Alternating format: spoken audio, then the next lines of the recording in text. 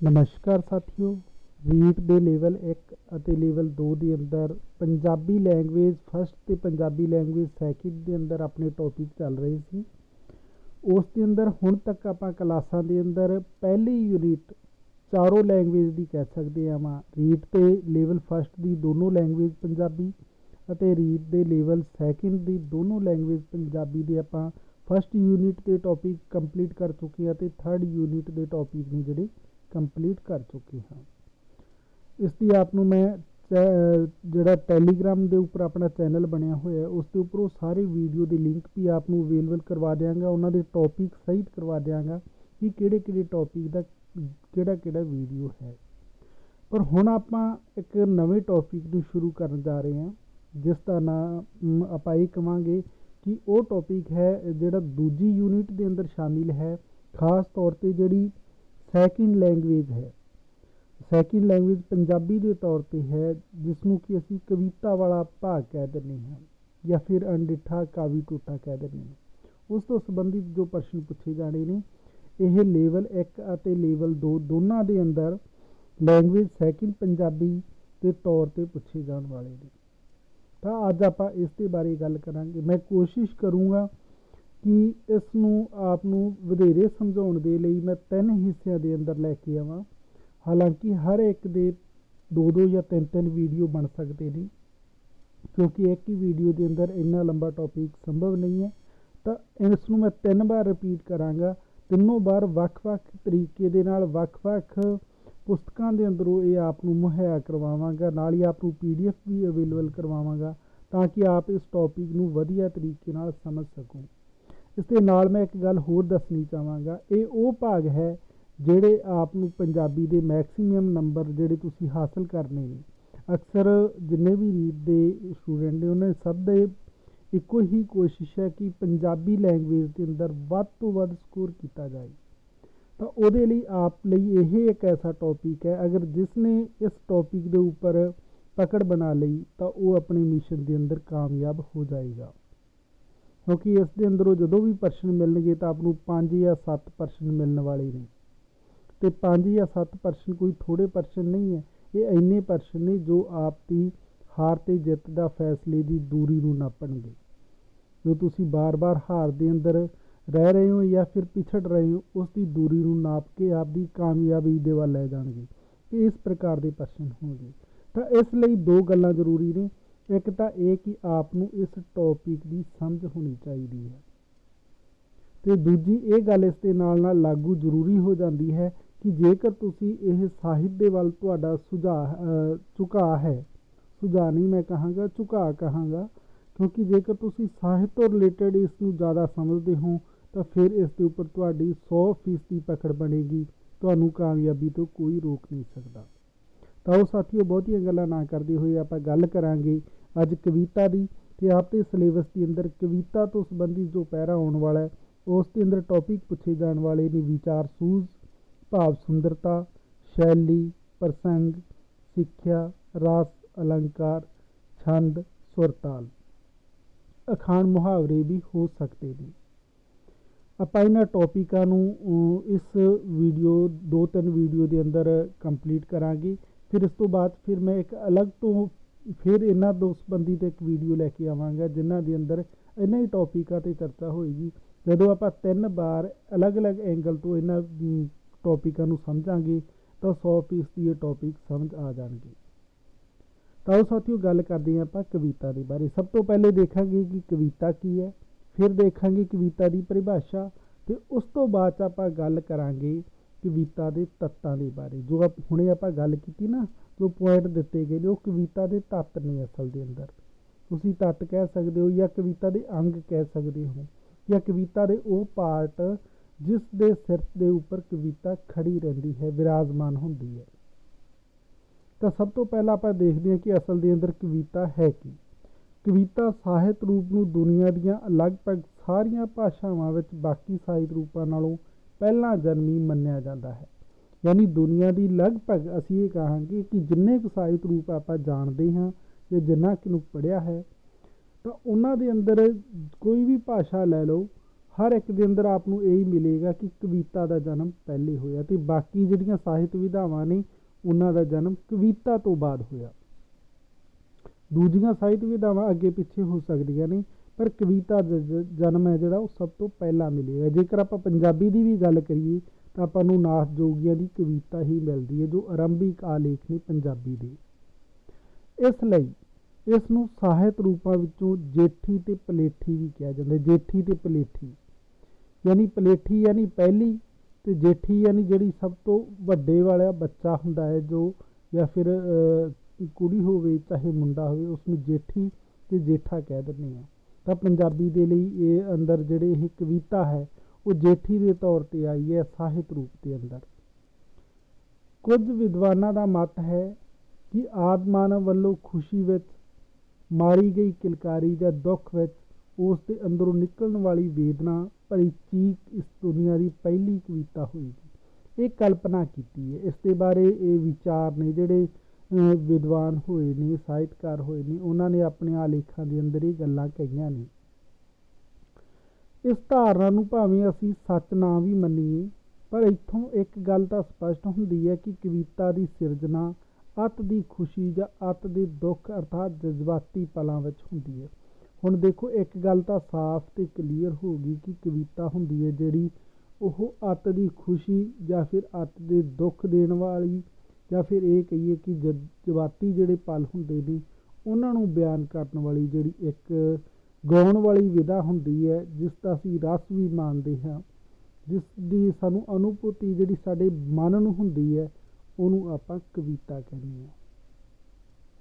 आप दे अंदरों बहुत सारे साथी ऐसे होणगे जिन्हां नूं कविता के बारे बेहतर ज्ञान होएगा क्योंकि कविता है जिहड़ी ਉਹ अपने मन नूं एक छूहण वाली एक रचना हुंदी है, मन नूं टुंबण वाली एक रचना हुंदी है जिसका असर साडी मन के उपर पैंदा है।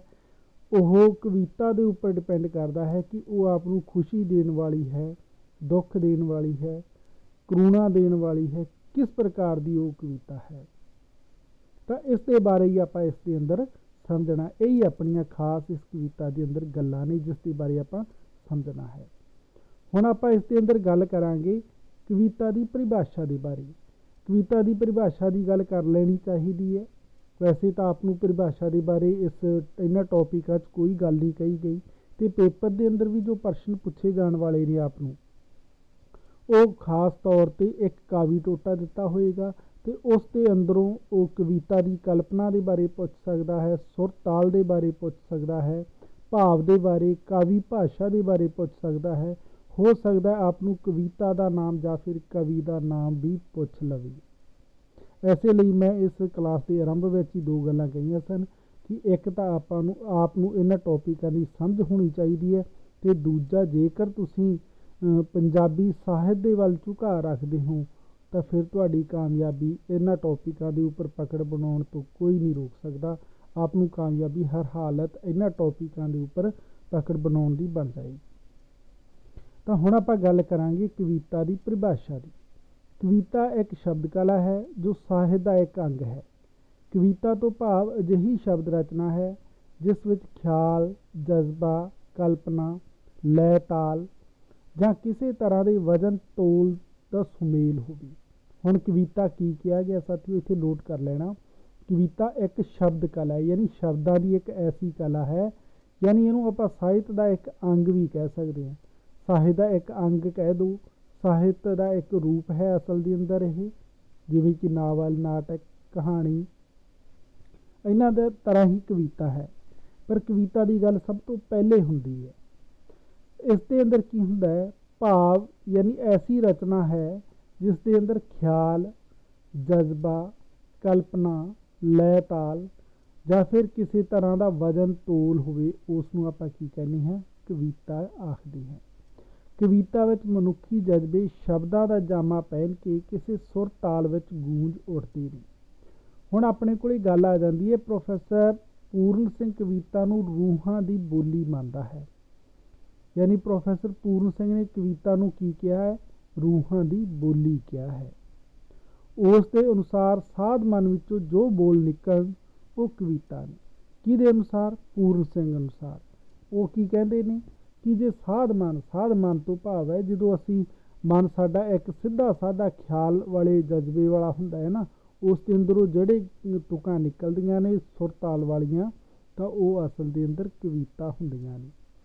ਕਵਿਤਾ ਆਵੇਸ਼ ਹੈ ਅਤੇ ਅੰਤਰਾਤਮਾ ਦੀ ਆਵਾਜ਼ ਹੈ। ਇਹ ਗੱਲ ਬਹੁਤ ਜ਼ਰੂਰੀ ਹੈ। ਇਹ ਗੱਲ ਆਪਾਂ ਪਹਿਲੇ ਵੀ ਕਰਕੇ ਆਏ ਹਾਂ ਕਿ ਕਵਿਤਾ ਅਸਲ ਦੇ ਅੰਦਰ ਮਨ ਨੂੰ ਟੁੰਬਣ ਵਾਲੀ ਹੁੰਦੀ ਹੈ, ਤਾਂ ਹੀ ਟੁੰਬਦੀ ਹੈ ਜੇਕਰ ਉਹ ਅੰਤਰਾਤਮਾ ਦੀ ਆਵਾਜ਼ ਬਣਦੀ ਹੈ।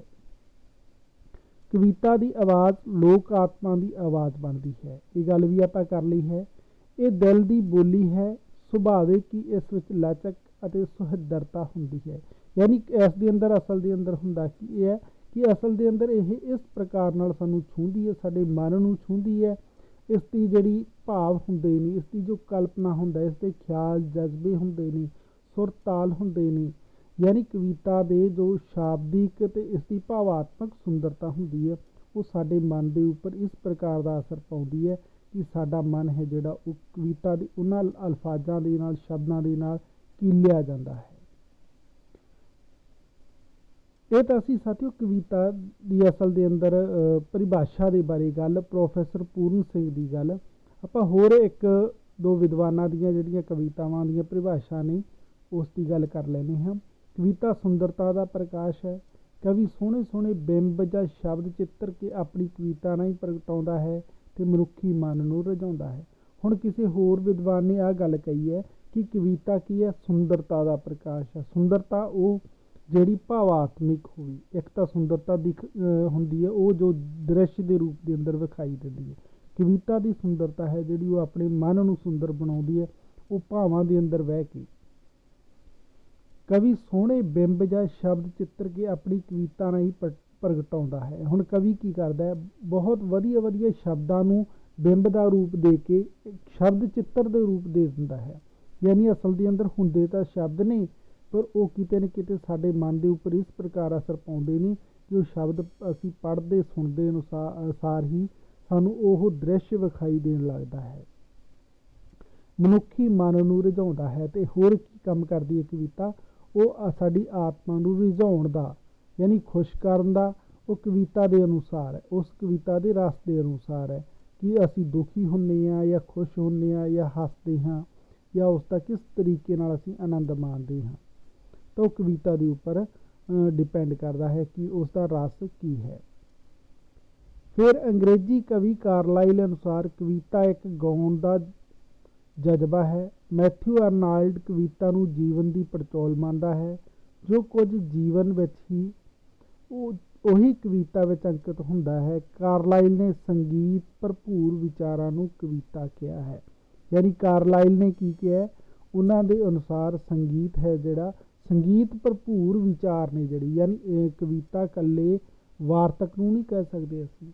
ਕਵਿਤਾ ਉਹ ਹੈ ਜਿਸ ਦੇ ਅੰਦਰ ਸੰਗੀਤ ਵਾਲੇ ਵਿਚਾਰ ਹੁੰਦੇ ਨੇ, ਸਾਨੂੰ ਕੋਈ ਸੰਦੇਸ਼ ਵੀ ਦੇਣ ਵਾਲੀ ਹੋਵੇ, ਸੋਝੀ ਦੇਣ ਵਾਲੀ ਹੋਵੇ, ਸਾਡੇ ਮਨ ਨੂੰ ਟੁੰਬਣ ਵਾਲੀ ਹੋਵੇ, ਉਸ ਦੇ ਅੰਦਰ ਵਿਚਾਰ ਹੋਣ, ਲੈਅਬੱਧ ਹੋਣ। ਦੂਜੇ ਸ਼ਬਦਾਂ 'ਚ ਇਹ ਕਹੋ ਕਿ ਉਸ ਨੂੰ ਗਾਇਆ ਜਾ ਸਕਦਾ ਹੋਵੇ, ਕੋਈ ਤੁਕਬੰਦੀ ਹੋਵੇ, ਤਾਂ ਉਸ ਨੂੰ ਆਪਾਂ ਕਵਿਤਾ ਦਾ ਨਾਮ ਦੇ ਸਕਦੇ ਹਾਂ। ਵੈਸੇ ਕਵਿਤਾ ਦੇ ਇਸ ਤੋਂ ਅੱਗੇ ਵੀ ਬਹੁਤ ਪਾਰਟ ਨੇ, ਪਰ ਆਪਣੇ ਸਿਲੇਬਸ ਦੇ ਅੰਦਰ ਇੱਥੋਂ ਤੱਕ ਗੱਲ ਹੈ, ਇਸੇ ਲਈ ਆਪਾਂ ਇੱਥੋਂ ਤੱਕ ਹੀ ਗੱਲ ਕਰਾਂਗੇ, ਇਸ ਤੋਂ ਅੱਗੇ ਦੀ ਗੱਲ ਨਹੀਂ ਕਰਾਂਗੇ। ਤਾਂ ਸਾਥੀਓ ਅੱਜ ਦੀ ਆਪਾਂ ਇਸ ਕਲਾਸ ਦੇ ਅੰਦਰ ਦੋ ਗੱਲਾਂ ਦੇਖੀਆਂ। ਇੱਕ ਕਵਿਤਾ ਦਾ ਅਰਥ ਦੇਖਿਆ, ਦੂਸਰੀ ਆਪਾਂ ਕਵਿਤਾ ਦੀ ਪਰਿਭਾਸ਼ਾ ਦੇਖੀ। ਅਗਲੀ ਕਲਾਸ ਦੇ ਅੰਦਰ ਆਪਾਂ ਕਵਿਤਾ ਦੇ ਜਿਹੜੇ ਤੱਤ ਨੇ ਉਹਨਾਂ ਦੇ ਬਾਰੇ ਗੱਲ ਕਰਨੀ ਹੈ। ਉਸ ਦੇ ਅੰਦਰ ਆਪਾਂ ਨੂੰ ਵਿਚਾਰ ਸੂਝ ਵੀ ਮਿਲੇਗਾ, ਭਾਵ ਸੁੰਦਰਤਾ ਵੀ ਮਿਲੇਗੀ, ਸ਼ੈਲੀ, ਪ੍ਰਸੰਗ, ਸਿੱਖਿਆ, ਇਹ ਸਾਰੀਆਂ ਗੱਲਾਂ ਮਿਲਦੀਆਂ, ਸੁਰ ਤਾਲ ਮਿਲੇਗਾ ਆਪਾਂ ਨੂੰ। ਤਾਂ ਐਸੇ ਤਰੀਕੇ ਨਾਲ ਕੰਟੀਨਿਊ ਤੁਸੀਂ ਚੈਨਲ 'ਤੇ ਬਣੇ ਰਹੋ। ਆਪ ਦੇ ਲਈ ਮੈਂ ਹਰ ਇੱਕ ਟੌਪਿਕ ਹੈ ਜਿਹੜਾ ਲੜੀ ਦੇ ਅੰਦਰ ਆਪ ਨੂੰ ਮੁਹੱਈਆ ਕਰਵਾਉਂਦਾ ਜਾਵਾਂਗਾ। ਅਤੇ ਇਸ ਦੇ ਨਾਲ ਨਾਲ ਜਿੰਨੇ ਵੀ ਇਸ ਤੋਂ ਪਹਿਲੇ ਵਾਲੇ ਵੀਡੀਓ ਨੇ ਉਹਨਾਂ ਦੇ ਲਿੰਕ ਵੀ ਆਪ ਨੂੰ ਮੈਂ ਟੈਲੀਗ੍ਰਾਮ ਦੇ ਉੱਪਰ ਅਵੇਲੇਬਲ ਕਰਵਾਉਣ ਵਾਲਾ ਹਾਂ, ਤਾਂ ਕਿ ਤੁਸੀਂ ਆਪਣੇ ਟੌਪਿਕ ਅਨੁਸਾਰ ਕੋਈ ਵੀ ਵੀਡੀਓ ਦੇਖ ਸਕਦੇ ਹੋ। ਧੰਨਵਾਦ ਸਾਥੀਓ।